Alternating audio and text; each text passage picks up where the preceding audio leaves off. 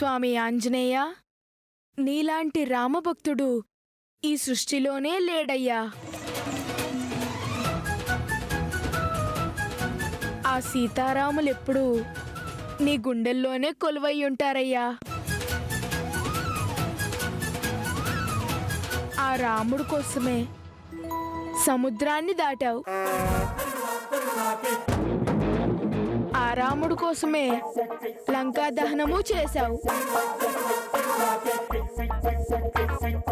సీతమ్మ తల్లి జాడ ఆ తండ్రికి జారవేశావు. నీ అంత నమ్మిన బంటూ శ్రీరాముడికి ఇంకెవరున్నారయ్యా? అందుకే ఆ సీతారాముల తర్వాత మా దైవం నువ్వే స్వామి.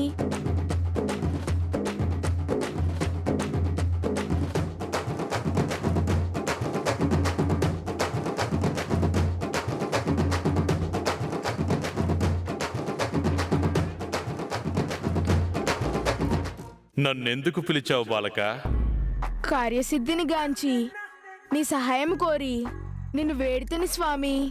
ఇది ఏమి కలియుగమున మానవ భాష కాక గ్రాంధికం మాట్లాడుచుంటివి?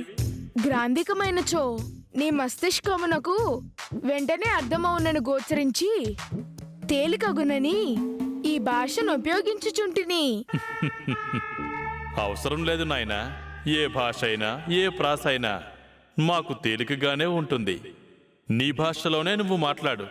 ఇంతకీ నన్నెందుకు పిలిచావో తెలుసుకోవచ్చా? స్వామి, ముందు మీరు నాకో మాటివ్వాలి.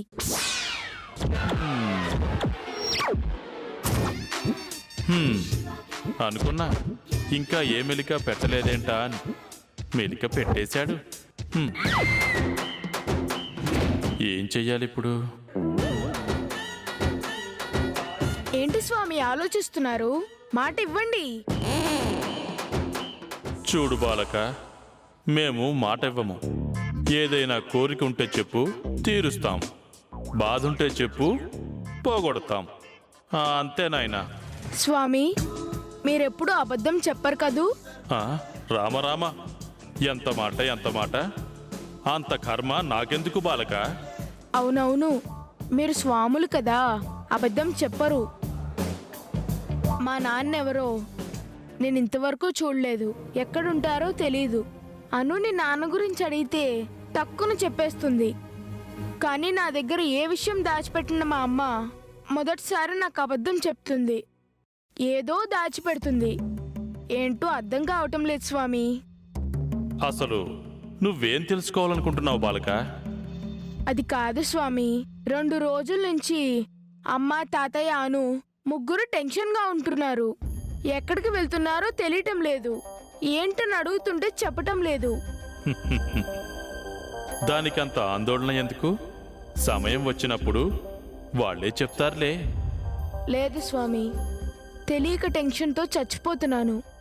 ఏంటి అని అడుగుతుంటే అమ్మకి బాగా కావాల్సిన వాళ్ళు హాస్పిటల్లో ఉన్నారని చెప్తున్నారు.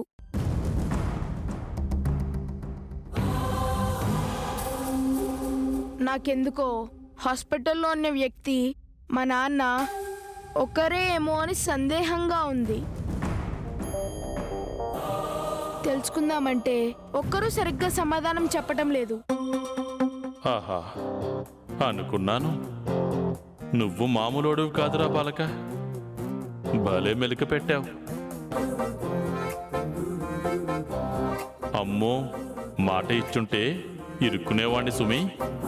చెప్పండి స్వామి, అయినా మా నాన్న ఒకరేనా? బాలక, ఇలాంటి తెలివితేటలు నా దగ్గర ప్రదర్శించకూడదు నాయనా. నీ కోరికో బాధో అయితే నేనే తీరుస్తాను. కానీ ఈ సందేహాల కోసం నన్ను పిలవడం సరికాదు. ఇలాంటివేవైనా ఉంటే నీ చెల్లినడుగు, తానే సమాధానం చెప్తుంది. అంతేనా? మీరు చెప్పరా? లేదు బాలక. బాలక, ఎక్కడికి బాలక వెళ్ళిపోతున్నావు?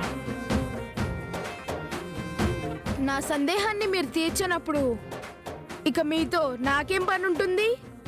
అందుకే వెళ్తున్నాను. మీరు బయలుదేరండి. అవసరం లేకపోతే ఆవగింజంతైనా మర్యాద లేకుండా ప్రవర్తిస్తున్నాడే ఈ కడుగ్గాయి. ముందేమో సాష్టాంగ నమస్కారం, ఇప్పుడేమో నిర్లక్ష్యం. ఆహా.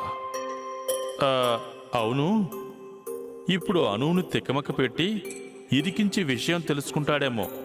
పాపం. తనని కాపాడాలి. జై శ్రీరామ్. మినిమం చూస్తే ఇంకేమైనా ఉందా? నేనే ఎండినని తెలిసిపోతుంది. రవి గారు, మళ్ళీ మీరిక్కడ? అతను మాకంటే ముఖ్యమైన వ్యక్తా? నువ్వు హాస్పిటల్కి వెళ్ళడానికి వీల్లేదు. మరి ఇతనెవరు? నాకు తెలియాలి.